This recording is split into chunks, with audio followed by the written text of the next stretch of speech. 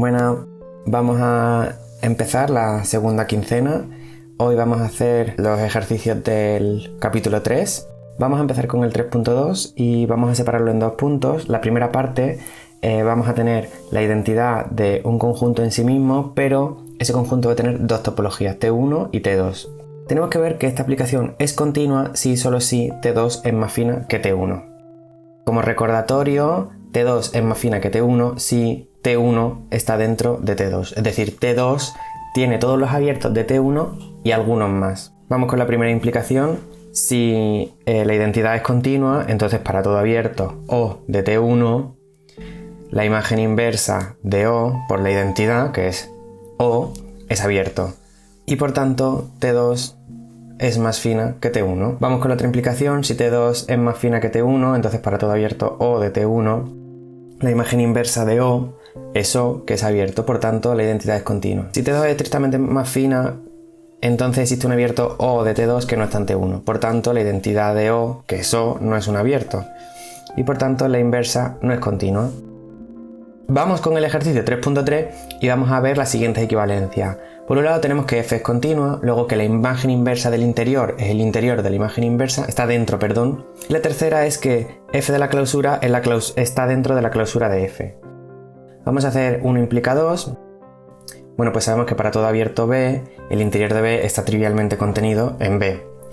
Si tomamos imagen inversa, la contención se mantiene. Ahora, como f es continua, f al menos 1 es abierto. F al menos 1 del interior. Vamos a llamarlo B. Llamemos a f al menos 1 de B A. Se tiene que V está dentro de A y V es un abierto. Por tanto, el interior está en medio de esa cadena de inclusiones, porque V es abierto y V está dentro de A. Renombrando esto, lo que nos queda es que f al menos 1 del interior está contenido en el interior de f al menos 1. Y vamos a llamar B a I menos f de A. Realmente esto es ahora renombrar todo. Pensamos en la imagen inversa de la clausura de A. Esto es la imagen inversa de I menos el interior de B. Esto es por el ejercicio 2.10. Entonces lo que tenemos ahora es que podemos sacar el I fuera de la F como una X. Ahora aplicando el apartado 2 tenemos esta nueva desigualdad. Y entonces, ¿cómo concluimos? Tenemos F a la menos 1 de la clausura de A dentro más grande que X menos el interior, ¿no? de f a la menos 1. Volvemos a meter el X dentro y renombramos y de nuevo aplicamos. Uy, ahí me había dejado una F sin poner. De nuevo aplicamos F. Entonces lo que tenemos es que la clausura de f de A, la clausura de f de A contiene a f de la clausura de A. Vale, 3 implica 1, pues vamos a coger C un cerrado de I y vamos a ver que la imagen inversa es cerrada. Normalmente cuando tenemos una propiedad para cerrados, ver la continuidad se suele utilizar la definición para cerrados, ¿vale? Vamos a coger un punto en la clausura de la imagen inversa de C, vamos a llamarlo C', entonces f de X está en f de la clausura de C'. ¿Pero quién es la clausura de C'? Pues es la clausura, o sea, está dentro de la clausura de... Esto es por el ejercicio, por la hipótesis. En la clausura de f a la menos 1 de C, ¿no? Que esto es C'. Eso está contenido en la clausura de C. Entonces, ¿qué tenemos? Pues que X está en f a la menos 1 de C. Es decir, f a la menos 1 de C es cerrado.